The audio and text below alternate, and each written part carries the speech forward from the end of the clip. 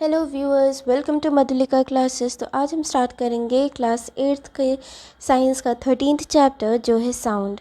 तो साउंड क्या होता है? साउंड आवाज़ है। जो कुछ भी हमें सुनाई पड़ रहा है वो आवाज़ को ही साउंड बोलते हैं। अब साउंड हमारी लाइफ में बहुत ही इम्पॉर्टेंट रोल प्ले करता है। कैसे? It help us to communicate with one another, right. जैसे मैं अगर अभी आपको पढ़ा पा रही हूँ, आप मेरा वीडियो सुन पा रहे हैं, क्यों? क्योंकि साउंड प्रोड्यूस हो रही है, इसलिए आप सुन पा रहे हैं। ठीक है, अगर आपको भी कुछ कहना है तो आप कमेंट सेक्शन में लिख सकते हैं। ठीक है ना। हम बहुत सारी अलग अलग तरह की आवाज़ें सुनते हैं, जैसे कि बर्ड्स की आवाज़ है, डॉग है वो बाग कर रहा है उसकी आवाज़ है, काऊ है वो कुछ बोलती है तो उसकी आवाज़ है। ये हम बहुत सारी आवाज़ें सुनते हैं। गाड़ी है वो कोई भी व्हीकल जाती है वो आवाज़ प्रोड्यूस करती है। एवरीथिंग प्रोड्यूसेस अ साउंड। और हम बहुत सारी चीज़ों को बिना देखे हम उसकी साउंड की वजह से रिकग्नाइज़ कर लेते हैं, नहीं नहीं यही चीज़ है, राइट। तो ऐसा इसलिए हो रहा है क्योंकि हम सुन सकते हैं। तो इस चैप्टर में हम पढ़ेंगे कि साउंड कैसे प्रोड्यूस होती है, कैसे वो एक जगह से दूसरी जगह से ट्रैवल करती है, उसके बाद फिर हम कैसे सुन पाते हैं, और कुछ साउंड्स लाउडर देन अदर्स क्यों होती है। तो इस चैप्टर में हम इन्हीं सब क्वेश्चंस को डिस्कस करेंगे। इसके पहले यहाँ देखिए कुछ म्यूज़िकल इंस्ट्रूमेंट्स बने हैं।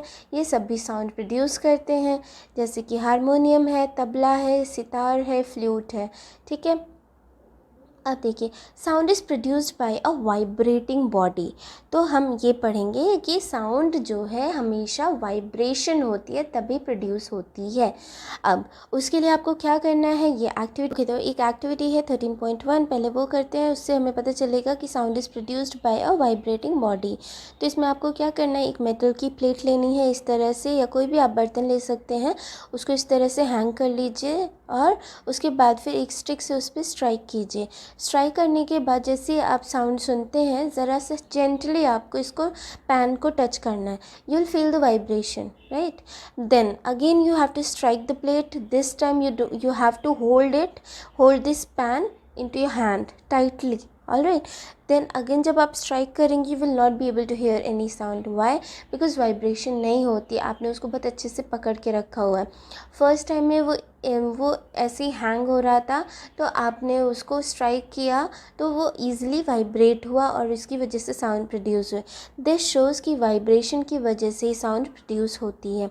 इसी तरह से आप एक रबर बैंड लीजिए।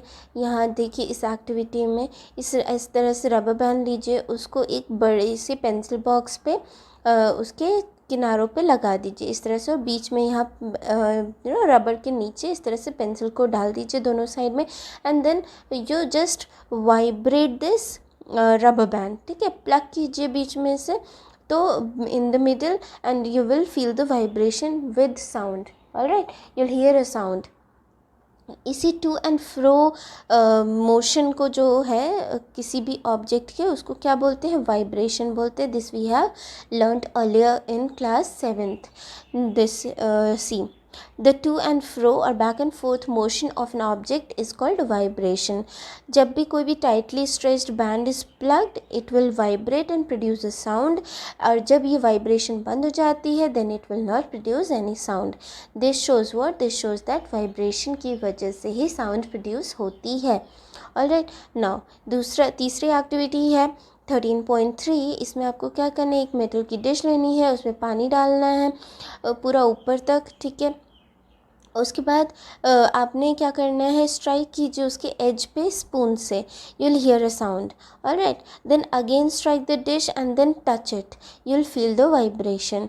उसके बाद फिर से आप स्ट्राइक कीजिए और सरफेस पे आप देखेंगे ना, तो वाटर में थोड़ा सा वेव टाइप से बनता है। आप ये करके देखिए, बहुत आसानी से कर लेंगे। ठीक है, तो ये जैसे इस तरह का है, इसके अंदर जो पानी रहेगा, अगर आप यहाँ पे रिम पे इसके स्पून से स्ट्राइक करेंगे, यू विल सी दैट इसके अंदर ना वाटर में वेव्स बनती हैं। तो इससे यही शो होता है कि वाइब्रेशन जो है वाटर में ट्रैवल हो गई, तो वाइब्रेशन हो रहा है, जिसकी वजह से साउंड प्रोड्यूस हो रहा है। यहाँ देखिए लिखा हुआ है we see that vibrating object produce sound, और कुछ केसेस में vibration are easily visible to us, लेकिन मोस्टली क्या होता है वाइब्रेशन नहीं दिखता है बिकॉज एम्पलीट्यूड जो होता है वो बहुत कम होता है, इसी वजह से so we can feel it but we can not see it, right. Amplitude क्या होता है ये मैं आपको थोड़ी देर में समझाऊंगी इसी चैप्टर में। ऑलराइट, नाउ एक्टिविटी 13.3, इसमें आपने क्या करना है, आप इस तरह से एक तारा बना सकते हैं। एक तारा एक इंस्ट्रूमेंट होता है, इस तरह का एक इंस्ट्रूमेंट होता है। इसमें क्या करते हैं, ये कोकोनट शेल या फिर कोई भी अर्दन पॉट को लेते हैं और इस तरह से इस पर स्टिक वगैरह से और धागे से इस तरह से बना देते हैं, और फिर जब दूसरे वाले को इस पे इस तरह से ऐसे ऐसे करते हैं ना, तो वो आवाज़ प्रोड्यूस होती है बिकॉज़ यहाँ पे जो आपने स्ट्रिंग बांधी है वो वाइब्रेट होगी। ऑलराइट, नाउ अगर ये आपने बनाया उसके बाद आपको क्या करना है, कुछ ऐसे म्यूज़िकल इंस्ट्रूमेंट्स के नाम बताने हैं जो कि जिसमें वाइब्रेशन होता है उसकी वजह से साउंड प्रोड्यूस होती है। ये कुछ यहाँ पे भी लिखे हुए हैं, जैसे कि वीणा है, ठीक है, स्ट्रेच स्ट्रिंग की वजह से होता है। तबला है, उसका जो मेम्ब्रेन होता है जिस पे आप हाथ से ऐसे मारते हैं वो स्ट्रेच्ड मेम्ब्रेन होता है, वो उसमें वाइब्रेशन होती है, उसकी वजह से साउंड प्रोड्यूस होती है। इसी तरह से आपको यहाँ पे फिल करना है, आप इसमें गिटार, फ्लूट ये सब भी लिख सकते हैं। ऑलराइट, और उसका वाइब्रेशन कौन से पार्ट में हो रहा है वो भी आपको लिखना है। अब बहुत लोगों ने ये देखा होगा इस तरह से मजीरा, इसको मंजीरा बोलते हैं, ये आपने देखा होगा मंदिर में जब कीर्तन भजन होता है, अगर आप गए हैं तो वहाँ पे इस तरह से दोनों हाथ में लेके इनको आपस में टकराते रहते हैं। दूसरा इस तरह का पॉट होता है, इसको मड पॉट बोलते हैं, और इसमें इससे भी म्यूज़िक प्रोड्यूस करवाते हैं। तो इस तरह के बहुत सारे म्यूज़िकल इंस्ट्रूमेंट्स घर में बने हैं, ठीक है, जिनको आप सिंपली बीट करते हैं, स्ट्रक करते हैं, तो उसकी वजह से साउंड प्रोड्यूस होती है। अब आप भी कुछ इस तरह के इंस्ट्रूमेंट्स बना सकते हैं अपने घर में। नाउ 13.5 एक्टिविटी ये जो है, इसमें आपने क्या करना है, आपको इस तरह से 6 to 8 ग्लासेस लेनी है, इसमें अलग अलग लेवल तक पानी भरना है, इस तरह से इंक्रीजिंग ऑर्डर में आपको अरेंज करना है। इसमें सबसे कम उससे ज़्यादा इसमें रहेगा, उससे ज़्यादा इसमें, उससे ज़्यादा इसमें, उससे ज़्यादा इसमें, सबसे ज़्यादा इस वाले ग्लास में पानी रहेगा। उसके बाद आप एक ऐसे स्टिक लीजिए और फिर न्यू इस तरह से इंक्रीजिंग ऑर्डर में ग्लासेस को आपने अरेंज किया है, उस तरह से आप सक्सेशन में स्ट्राइक करते जाइए। You'll here a pleasant sound, ठीक है, ये आपका एक जल तरंग नाम का म्यूज़िकल इंस्ट्रूमेंट बन गया। It's very easy and it's बहुत ही अच्छा सा साउंड प्रोड्यूस होता है, प्लेजेंट साउंड प्रोड्यूस होता है। You can do this at your home and you'll know it. Now जब भी आप when we plug the string of an instrument, जैसे कि सितार है, तो sound that we hear is not only that of one of this string, right, पूरा का पूरा इंस्ट्रूमेंट वाइब्रेट होता है।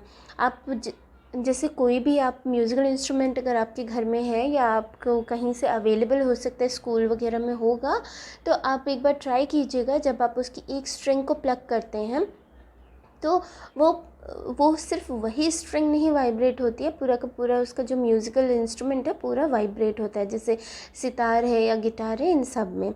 तो ये सब होता है, इसीलिए when we strike the membrane of mridangam, जैसे कि आप तबला ले लीजिए, तबला का भी आप जब मेम्ब्रेन पे स्ट्राइक करते हैं ना, तो जो साउंड प्रोड्यूस होती है वो पूरी की पूरी बॉडी ऑफ द इंस्ट्रूमेंट से प्रोड्यूस होती है, ना कि सिर्फ मेम्ब्रेन से। तो यही यहाँ पे लिखा हुआ है कि पूरा का पूरा instrument is force to vibrate and produce sound. Alright, now sound produced by humans. अब ह्यूमंस कैसे साउंड प्रोड्यूस करते हैं, हमने पिछले आई गेस 10th चैप्टर या 9th या 10th चैप्टर में हमने पढ़ा हुआ है, वॉइस बॉक्स के बारे में हमने बताया था कि जब एडोलेसेंस होती है तो बॉयज़ में वॉइस बॉक्स या लैरिंक्स जो होती है वो उनका साइज़ इंक्रीज़ होता है। एडम्स एप्पल हमने पढ़ा हुआ है, राइट, तो वही प्रोड्यूस करता है हमारे जो ह्यूमंस हैं उनके अंदर वॉइस। जैसे यहाँ देखिए लिखा हुआ है, ह्यूमंस में sound is produced by voice box और लैरिंग्स। आप अपनी फिंगर्स को अपने थ्रोट पे रखिए, जहाँ पे एक थोड़ा सा हार्ड सा बम्प सा रहेगा, वो जब आप सॉलो करते हैं कुछ ना तो वो मूव भी होता है, दैट इज़ वॉइस बॉक्स। ठीक है, this part of the body is known as voice box and it is at the upper end of the wind pipe. जो विंड पाइप है, जो आपको बोलते हैं श्वास नली, जिसमें आपका जो आप एयर ब्रीद इन करते हैं वो जाता है, ट्रैकिया से जुड़ा होता है, वो विंड पाइप के जस्ट ऊपर होता है ये लैरिंग्स। ठीक है, इसमें 2 वोकल कॉर्ड्स होते हैं, वो स्ट्रेच्ड होते हैं across the voice box of लैरिंग्स in such a way that it leaves a narrow slit between them for passage of air, जैसा कि आप इसमें देख सकते हैं। ठीक है, ये 2 वॉइस क्या होते हैं, वोकल कॉर्ड्स हैं। ठीक है, ये देखिए बीच में जगह है ताकि एयर पास हो सके। ठीक है, नाउ जब लंग्स में air is when lungs force air through slit, इस स्लिट से जब एयर बाहर आती है तो यहाँ पे वोकल कॉर्ड्स में वाइब्रेशन होती है। ठीक है, वोकल कॉर्ड्स में वाइब्रेशन होगी और वॉइस प्रोड्यूस होती है। जो मसल्स अटैच्ड होते हैं वोकल कॉर्ड्स से are they make vocal cord tight और loose. When vocal cords are tight and thin तो जो वॉइस क्वालिटी होती है वो अलग होती है, जब वो लूज़ होता है तो क्वालिटी अलग होती है। ऑलराइट, अब देखिए ये एक्टिविटी है 13.6। इसमें आपने क्या करना है, 2 रबर स्ट्रिप्स लेनी है एक ही साइज़ की और उनको एक दूसरे के ऊपर रख देना है, बीच में थोड़ा सा गैप रखना है। उस गैप से आप जब एयर ब्लो करेंगे तो आवाज़ प्रोड्यूस होती है। इसी तरह का हमारा वॉइस बॉक्स भी होता है। ठीक है, बीच में जो स्लिट होती है उससे लंग्स एयर भेजते हैं और उसकी वजह से वाइब्रेशन होती है एंड साउंड प्रोड्यूस होता है। ऑलराइट, ये देखिए इस तरह से आप पेपर से भी बना सकते हैं। ना जो यहाँ देखिए जो वोकल कॉर्ड्स होते हैं मेन में वो 20 mm के होते हैं, वुमेन में 15 mm के होते हैं, और जो बच्चे होते हैं उसमें वोकल कॉर्ड्स और भी छोटे होते हैं। इसीलिए यही रीज़न है क्यों वॉइस मेन, वुमेन और चिल्ड्रन में डिफरेंट होती है। Alright, now sound needs a medium for propagation. Propagation का मतलब होता है टू ट्रैवल। तो साउंड को एक मीडियम चाहिए होता है ट्रैवल करने के लिए। इतना आप ध्यान रखिए, वैक्यूम में साउंड विल नॉट ट्रैवल। ठीक है, वो वैक्यूम में ट्रैवल नहीं कर पाते, इसीलिए स्पेस में एयर नहीं है तो वैक्यूम है एक तरह से। तो आप कह सकते हैं कि स्पेस में हम एक दूसरे से बात नहीं कर पाते। क्यों? क्योंकि साउंड ट्रैवल नहीं हो पाता है, जो कुछ भी हम बोलेंगे वो दूसरे को सुनाई नहीं देगा। ठीक है, तो sound does not travel in vacuum. Alright, so sound needs a medium for propagation. Medium का क्या मतलब हुआ कि सॉलिड, लिक्विड या गैस। ठीक है, ये हुए मीडियम्स। ऑलराइट, सबसे पहले हम देखेंगे सॉलिड में कैसे ट्रैवल हो रहा है। फर्स्टली ये देखिए, ये एक्टिविटी दी है 13.7। इसमें आपको क्या करना है, एक मेटल का या ग्लास टम्बलर लेना है और वो पूरी तरह से ड्राई होना चाहिए। उसके अंदर आप सेल फ़ोन रख लीजिए। ठीक है, वाटर नहीं डालना है उसमें। अब अपने एक फ्रेंड को बोलिए कि आपकी सेल पे रिंग करे। आपने सुन लिया होगा आराम से। ठीक है, अब क्या करना है आपको, surround the rim of the tumbler with your hand. अपने हाथ से उसको ढक दीजिए बहुत अच्छे से। And now you put your mouth on the और you can put your mouth on the opening between your hands। ठीक है, इस तरह से देख रहे हैं, जैसे कि ये है ना, तो यहाँ रिम्स पे आप अपना हाथ लगा दीजिए और मुंह में ऐसे उसको भर लीजिए ताकि उसमें कोई एयर, मतलब एयर तो रहेगा ही लेकिन कोई वैक्यूम हो जाए एक तरह से, कि उसमें ना एयर अंदर आ सके ना एयर अंदर से बाहर जा सके। ठीक है, समझ रहे हैं आप। इस तरह से जैसे हम लोग करते हैं ना कि मुंह पे इस तरह से कर लेते हैं कि ग्लास वगैरह चिपक जाता है, छोड़ देते हैं, जादू दिखाते हैं ना छोटे बच्चों को, उस तरीके से आपने करना है। आई होप आपको समझ में आ रहा होगा। इस तरह से इस बच्चे ने जैसे किया हुआ है वैसे। ठीक है, इस तरह से आप कर लेंगे। फिर अपने फ्रेंड को कहिए कि रिंग करे, तब आप नहीं सुन पाएंगे। ठीक है, या अगर सुनेंगे भी तो आवाज़ बहुत धीरे होगी। क्यों? क्योंकि you have sucked the air out.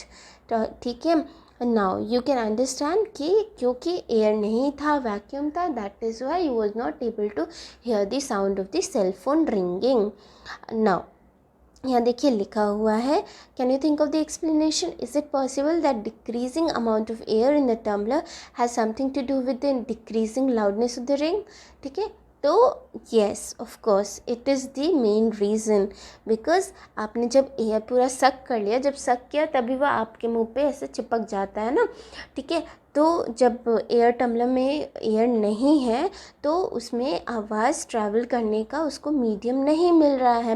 When air has been removed completely from a vessel, it is said that there is vacuum in the vessel.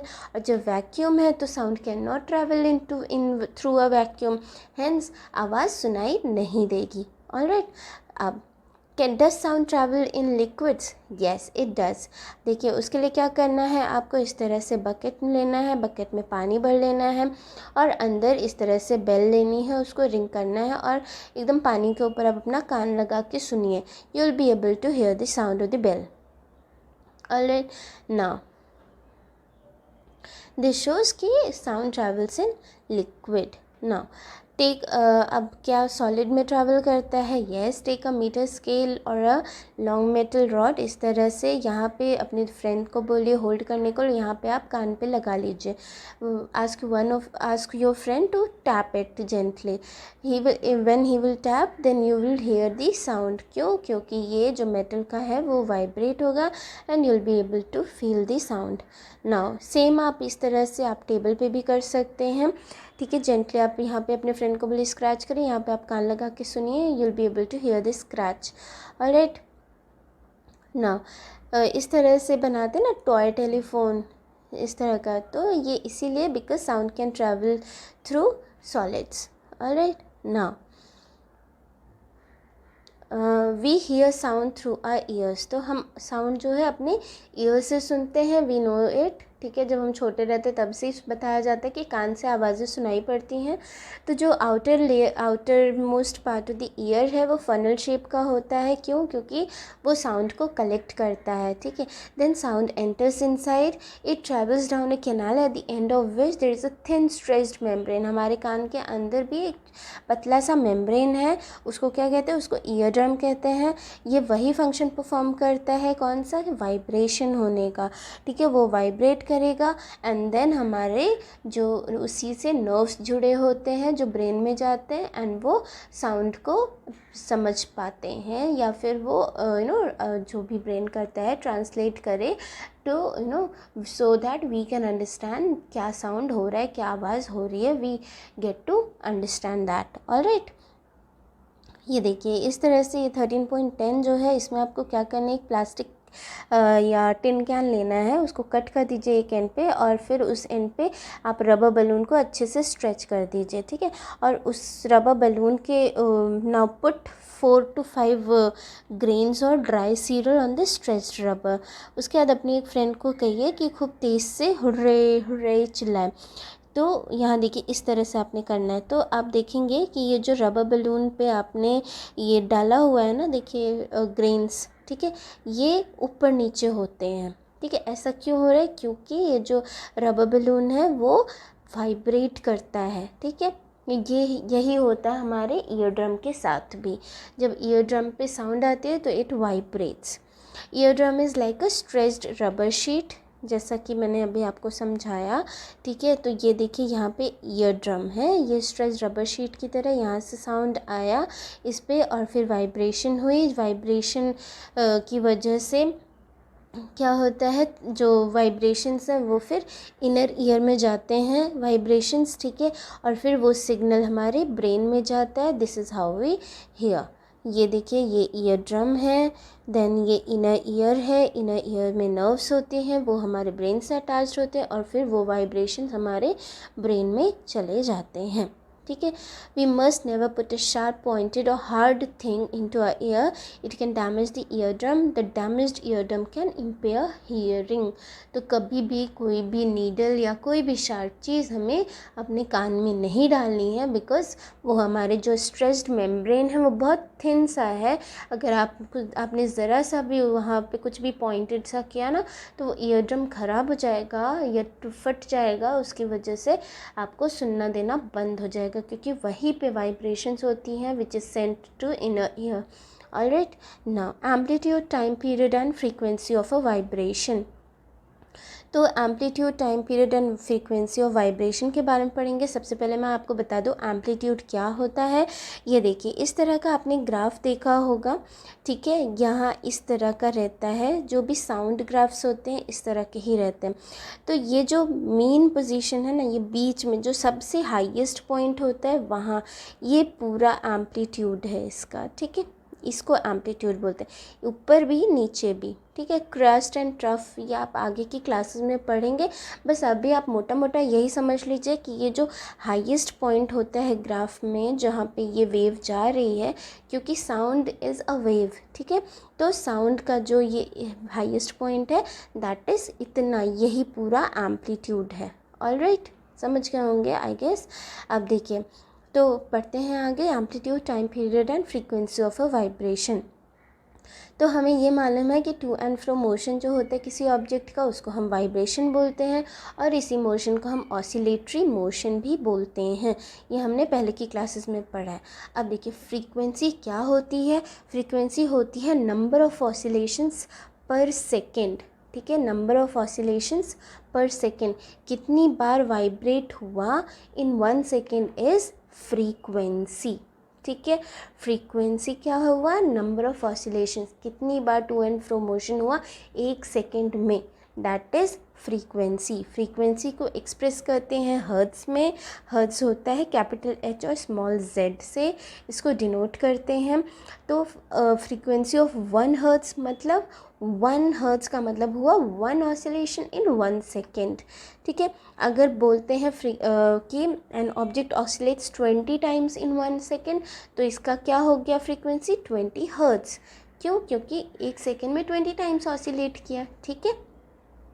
Okay, now you can, अब देखो, बहुत सारे साउंड्स जो होते हैं वो हम रिकग्नाइज़ कर लेते हैं बिना किसी ऑब्जेक्ट को देखे हुए। जैसे कोई व्हीकल है, बाइक है, बाइक की आवाज़ आप पहचान जाते हैं, ठीक है। कार की आवाज़ पहचान जाएंगे, बस और ट्रक की भी आवाज़ आप बिना देखे पता कर लेते कि हाँ ये इसकी आवाज़ है।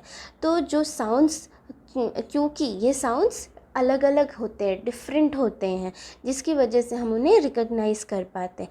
तो जो डिफरेंट क्या बनाता है साउंड को, उनका एम्पलीट्यूड और फ्रीक्वेंसी, ठीक है। तो एम्पलीट्यूड और फ्रीक्वेंसी ही साउंड की दो ऐसी प्रॉपर्टी होती हैं जो साउंड को अलग बनाता है, डिफरेंट बनाता है एक दूसरे से, ठीक है ना।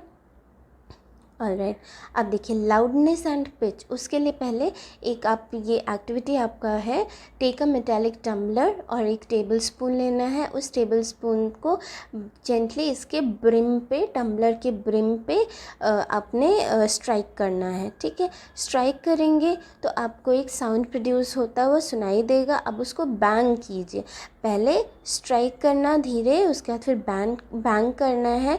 अब साउंड सुनिए तो अलग है साउंड, क्यों? वो दूसरी वाली साउंड जो है वो लाउडर थी देन पहली वाली साउंड। अब और जितना तेज़ आप स्ट्राइक करेंगे उतना तेज़ आवाज़ निकलेगी, ठीक है। अब एक स्मॉल सा, एक छोटा सा थर्मोकोल बॉल लेना है, उसको उस टम्बलर की रिम पे टच करवाना है, ठीक है।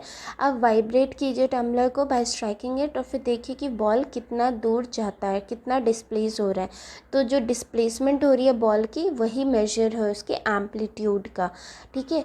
कितना, क्या एम्पलीट्यूड है। अब फिर से आप स्ट्राइक कीजिए टम्बलर को धीरे से, और एक बार थोड़ा और तेज़ से, ठीक है। फिर उसके एम्पलीट्यूड को आप कंपेयर कीजिए कि क्या कितना अलग है। तो वही बॉल जो है, बॉल कैसे करेगी, जो थर्मोकोल बॉल है वो ऊपर जाएगी थोड़ा सा, फिर नीचे आएगी, फिर थोड़ा ऊपर, फिर नीचे, इस तरह से करेगी। तो ये डिस्प्लेसमेंट जो हुआ ना ये, ठीक है, कितना दूर तक गई, दैट इज़ एम्पलीट्यूड। ऑलराइट, यही मैंने आपको भी समझाया था। अब देखिए यहाँ पे क्या लिखा है कि loudness of a sound is proportional to the square of the amplitude of the vibration producing the sound. मतलब कि लाउडनेस जो होती है that is directly proportional to amplitude का स्क्वायर। अगर एम्पलीट्यूड ट्वाइस है, ठीक है, तो लाउडनेस क्या हो जाएगा, एम्पलीट्यूड का स्क्वायर है, इसका मतलब लाउडनेस हो जाएगा 4, मतलब loudness will increase by the factor of 4। So loudness किस में एक्सप्रेस करते हैं, डेसिबल में एक्सप्रेस करते हैं, उसको डी कैपिटल बी लिखते हैं, ठीक है। और यहाँ पे देखिए लिखा हुआ है बहुत सारे जो साउंड्स हैं उनके लाउडनेस कितनी है, जैसे कि नॉर्मल ब्रीदिंग है 10 डेसिबल, सॉफ्ट विस्परिंग है 30 डेसिबल, देन नॉर्मल कन्वर्सेशन है 60 decibel, busy traffic 70, average factory 80 decibel, ठीक है। तो ये सारे दिए हुए हैं। अब यहाँ पे ये भी लिखा है कि above 80 decibel the noise becomes physically painful. तो बहुत सारे हमें बहुत टॉर्चरिंग सा साउंड लगता है ना, that is above 80 decibel. So the loudness of a sound depends on it's amplitude. तो एम्पलीट्यूड पर डिपेंड करता है। जब amplitude of the vibration large होती है तो साउंड प्रोड्यूस्ड इज़ लाउड, ठीक है। एम्पलीट्यूड बड़ा होता है तो साउंड प्रोड्यूस्ड इज़ लाउड। जब एम्पलीट्यूड छोटा होता है तो साउंड प्रोड्यूस्ड इज़ फीबल, ठीक है। तो छोटा कम साउंड प्रोड्यूस होता है। ये देखिए यहाँ पे बना हुआ है ना, ये जो बना हुआ है इसी में यहाँ पे ऐसे बीच में लाइन कर लो, ठीक है। और ये चीज़ बराबर ही होती है। ये मैंने लाइन थोड़ा ऊपर कर दी, 1 मिनट, ये ऐसे बीच में करो, ठीक है। तो ये और ये बराबर होगा, ठीक है। तो ये जो है मेन पोजीशन से बीच में से ऊपर तक ये जितना ज़्यादा होता है वही उसका एम्पलीट्यूड होता है। अब देखो कंपेयर करो किसी बच्चे की आवाज़ और एक एडल्ट की आवाज़, you will find the difference कि किसकी आवाज़ लाउड है, ठीक है। तो जो फ्रीक्वेंसी होती है वही डिटरमाइन करती है श्रिलनेस और पिच ऑफ द साउंड, कितना तेज़ आवाज़ है, ठीक है, उसको डिटरमाइन कौन करता है, फ्रीक्वेंसी। अगर frequency of vibration is higher, frequency क्या थी, 1 सेकेंड में कितने वाइब्रेशंस हो रहे हैं वो फ्रीक्वेंसी है, ठीक है। तो फ्रीक्वेंसी डिसाइड करता है आपका pitch of the sound. Alright, जितने ज़्यादा वाइब्रेशन होंगे उतना हायर पिच होगा, और जितने कम वाइब्रेशंस होंगे, जितनी कम फ्रीक्वेंसी होगी उतना ही लोअर पिच का आपका साउंड होगा। जैसे कि एक ड्रम वाइब्रेट करता है विद अ लो फ्रीक्वेंसी, तो देख रहे इस तरह से धीरे धीरे कर रहा है ना, तो इसकी आवाज़ थोड़ी लो पिच की होती है। इसी तरह से जो विसल होती है उसको देखो, 1 सेकेंड में कितनी बार वाइब्रेट कर रहा है ना, तो उसकी बहुत तेज आवाज़ होती है ना, हाई पिच्ड साउंड होती है। इसी तरह से होता है। तो फ्रीक्वेंसी और एम्पलीट्यूड जो 2 कैरेक्टरिस्टिक्स होते हैं साउंड के, दे डिसाइड कि कितना लाउड होगा या कितना आराम वाली आवाज़ होगी, अच्छी आवाज़ होगी। No, audible and inaudible sound. तो हमें इतना मालूम है वाइब्रेशन की वजह से साउंड प्रोड्यूस होता है। तो क्या हम सारे साउंड सुन सकते, जितनी भी बॉडीज़ वाइब्रेट कर रही हैं सब साउंड प्रोड्यूस कर रही, तो सारे साउंड्स हमें सुनाई देते हैं? नहीं, ऐसा नहीं है। क्या है ना कि जो साउंड की फ्रीक्वेंसी लेस देन 20 वाइब्रेशंस पर सेकेंड, मतलब कि 20 हर्ट्ज़ की जो फ्रीक्वेंसी वाली आवाज़ें होती हैं, ठीक है, वो उनसे कम की जो आवाज़ें हैं लेस देन, ठीक है, लेस देन 20 हर्ट्ज़ वाली जो आवाज़ें हैं that human can not detect, ठीक है, human ear can not detect. और ये होती हैं, ये जो लेस देन 20 हर्ट्ज़ वाली आवाज़ें हैं उनको क्या बोलते हैं, इनऑडिबल साउंड्स। वो इनऑडिबल हो गई क्योंकि हमें सुनाई नहीं पड़ती हैं, ठीक है। उसी तरह से ये हो गया लोअर साइड पे। हायर साइड पे 20,000 हर्ट्ज़, ठीक है, मोर देन 20,000 हर्ट्ज़ वाली जो साउंड्स होती हैं those are inaudible for us. तो हमारा जो ह्यूमन ईयर है वो कितना साउंड सुन सकता है, दे कैन हियर द साउंड। उनके लिए जो ऑडिबल साउंड होती है वो साउंड क्या होता है, ऑडिबल फ्रीक्वेंसी होती है 20 से लेके 20,000 हर्ट्ज़ तक, ठीक है। इसके बीच की जो आवाज़ें होती हैं वही ह्यूमन ईयर डिटेक्ट कर पाता है, सुन पाता है। अब देखो सिर्फ ह्यूमन का है ये, ठीक है, बाकी एनिमल्स के लिए अलग होता है। कुछ animals they can hear the sound of frequencies higher than 20,000 hertz, ठीक है। जैसे कि डॉग्स होते हैं उनमें ये एबिलिटी होती है। तो पुलिसमैन यूज़ करते हैं high frequency whistles which dog can hear but human can not. उसी तरह से कुछ अल्ट्रासाउंड इक्विपमेंट्स होते हैं जिससे हम इन्वेस्टिगेट करते हैं, ट्रैक करते हैं बहुत सारे मेडिकल प्रॉब्लम्स, ये भी वर्क करते हैं at higher frequency that is above 20,000 hertz. ठीक है, they produce sound but we can not hear it because above 20,000 hertz हमारे लिए इनऑडिबल साउंड हो जाता है। अब नॉइज़ एंड म्यूज़िक, हम बहुत तरह की डिफरेंट आवाज़ें सुनते हैं। कुछ आवाज़ें हमारे लिए प्लीजिंग होती हैं, जबकि कुछ की वजह से सर दर्द हो जाता है, राइट, डिस्कम्फर्ट होता है। तो कुछ साउंड्स हमारे ईयर के लिए प्लीजिंग होती हैं, कुछ नहीं होती। ऐसा क्यों होता है? जैसे कि आप कोई कंस्ट्रक्शन वर्क कहीं पे चल रहा हो, तो जो ठाक ठाक ठाक ठाक जो आवाज़ें होती हैं वो हमें नहीं अच्छी लगती है ना, या बसेस और ट्रक्स की जो हॉर्न्स की आवाज़ें होती हैं वो भी नहीं अच्छी लगती। These unpleasant sounds are known as noise. ठीक है, तो इन जो अनप्लेजेंट साउंड्स प्रोड्यूस होती हैं वो होती हैं नॉइज़। उसी तरह से जब एक साथ सारे बच्चे क्लास में बोलने लगते हैं तो उसको क्या बोलते हैं? नॉइज़ ही तो बोलते हैं, राइट।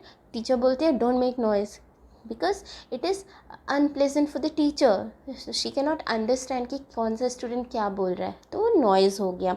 उसी तरह जैसे म्यूज़िकल इंस्ट्रूमेंट जैसे कि गिटार है, सितार है, हारमोनियम है, इनकी जो आवाज़ें होती हैं मेलोडियस होती है, अच्छी लगती है। तो ये हो गया नॉइज़ और म्यूज़िक में डिफरेंस। ठीक है, अब पढ़ते हैं नॉइज़ पोल्यूशन के बारे में। जैसे कि एयर पोल्यूशन होता है कि presence of unwanted gas and mixture of gases and particles in air is known as air pollution. उसी तरह से जो प्रेजेंस ऑफ एक्सेसिव या अनवांटेड साउंड होती है in the environment is known as noise pollution. ठीक है, तो ये आपको यहाँ पे डेफिनेशन दी हुई है, आप इसको पढ़ सकते हैं। अब जो नॉइज़ पोल्यूशन होता है उसकी वजह से बहुत सारी प्रॉब्लम्स भी होती हैं, जैसे कि कहाँ से प्रोड्यूस होता है ये नॉइज़। जो हमारे व्हीकल्स हैं उनसे प्रोड्यूस होता है, कोई एक्सप्लोजन हो रहा है जैसे बर्स्टिंग ऑफ क्रैकर्स, कुछ मशीन्स की आवाज़ें, लाउड स्पीकर्स की आवाज़ें, ये सब होती हैं noise pollution. Television and transistor, radio at high volume, कुछ किचन अप्लाइंसेस जैसे कि आपका मिक्सर ग्राइंडर होता है, ठीक है, डेजर्ट कूलर्स हैं, एयर कंडीशनर्स हैं, ये सब ना नॉइज़ पोल्यूशन को कंट्रीब्यूट करते हैं। ठीक है, तो इनसे बहुत ज़्यादा डिस्कम्फर्ट होता है, ह्यूमंस के लिए बहुत प्रॉब्लम होती है, बहुत हार्म पहुंचाता है नॉइज़ पोल्यूशन। क्यों? क्योंकि कुछ भी देखो, कुछ भी एक्सेस में होता है तो अच्छा नहीं होता है। तो नॉइज़ भी अगर एक्सेसिव होगा सराउंडिंग में तो हमारे लिए बहुत हेल्थ हज़ार्ड लाता है, जैसे कि हम सो नहीं पाते हैं तो लैक ऑफ स्लीप, देन उसकी वजह से हाइपरटेंशन होती है, एंजाइटी होती है, इस जिसकी वजह से और भी बहुत सारे हेल्थ रिलेटेड प्रॉब्लम्स होती हैं। तो अगर कोई इंसान को बहुत टाइम तक आप लाउड साउंड जहाँ पर होती है वहाँ पे आप छोड़ दो ना, तो वो कुछ टाइम के लिए, चाहे वो टेम्परेरी हो, चाहे कभी कभी होता है कि परमानेंट इम्पेयरमेंट ऑफ हियरिंग हो जाती है, उसको सुनना देना बंद हो जाता है। ठीक है, ये प्रॉब्लम होती है नॉइज़ पोल्यूशन का। Now measures to limit noise pollution. अब नॉइज़ पोल्यूशन को कैसे कंट्रोल कर सकते हैं? तो उसके लिए हमें साइलेंसिंग डिवाइसेस इंस्टॉल करने चाहिए एयरक्राफ्ट्स में, देन ट्रांसपोर्ट व्हीकल्स में भी हम कर सकते हैं, इंडस्ट्रियल मशीन्स में, होम अप्लाइंसेस में हम साइलेंसिंग डिवाइसेस लगा सकते हैं। इससे हमारा काफ़ी सारा नॉइज़ पोल्यूशन कम हो सकता है। जितने भी नॉइज़ी ऑपरेशंस होते हैं वो रेजिडेंशियल एरियाज से दूर होने चाहिए। नॉइज़ प्रोड्यूसिंग इंडस्ट्रीज़ भी रेजिडेंशियल एरिया या जहाँ स्कूल वगैरह वहाँ से दूर होने चाहिए। ऑटोमोबाइल हॉर्न्स वगैरह को बहुत मिनिमाइज़ करना चाहिए। टीवी, म्यूज़िक सिस्टम, इनको लो वॉल्यूम पे रन करवाना चाहिए। ठीक है, ट्रीज़ प्लांट करना चाहिए रोड साइड पे, अराउंड द बिल्डिंग्स। क्यों? क्योंकि ये जो है ना नॉइज़ पोल्यूशन का इफ़ेक्ट कम करती हैं, ट्रीज़ एब्जॉर्ब कर लेती हैं नॉइज़ को। ऑलराइट, ये सब हम कर सकते हैं टू लिमिट नॉइज़ पोल्यूशन। अब हियरिंग इम्पेयरमेंट क्या है? देखिए, यहाँ टोटल हियरिंग इम्पेयरमेंट जो कि रेयर होती है या फिर अगर है तो किसी को बर्थ से ही होती है। पार्शियल डिसेबिलिटी हो जाती है बिकॉज ऑफ डिजीज़ या चोट लग जाती है उसकी वजह से। बच्चों में इम्पेयरमेंट ऑफ हियरिंग के लिए जो है स्पेशल केयर होती है, उनको दी जाती है, तभी वो समझ पाते हैं। सोचिए अगर उन्हें कुछ सुनाई नहीं पड़ेगा तो वो जब सुन नहीं पाएंगे तो बोलेंगे कैसे, राइट। तो उनको कुछ जैसे लर्निंग साइन लैंग्वेज होती है, ठीक है, साइन लैंग्वेज जो होती है वो उनको सिखाते हैं, उससे बच्चे कम्युनिकेट कर पाते हैं। देन स्पीच डेवलप करवाने के लिए भी हियरिंग होनी चाहिए। आजकल तो बहुत सारे हियरिंग डिवाइसेस भी बन गए हैं जो बच्चे बाय बर्थ जिनमें हेयरिंग इम्पेयरमेंट होती है, तो उनके लिए वो डिवाइसेस होती हैं, तो उसकी वजह से these devices have made their lives much much better. Alright, तो इस तरह से ये हो गया हमारा साउंड चैप्टर फिनिश। ये कीवर्ड्स भी हमने देख लिए हैं सारे। ये what you have learned this you should read once. अगर आपको ये वीडियो पसंद आया, ये चैप्टर समझ में आया, तो प्लीज़ मेरे चैनल को लाइक कीजिए, वीडियो को लाइक कीजिए, अपने फ्रेंड्स के साथ शेयर कीजिए, मेरे चैनल को सब्सक्राइब कीजिए, और कुछ भी डाउट है तो please write in the comment section below. Thank you.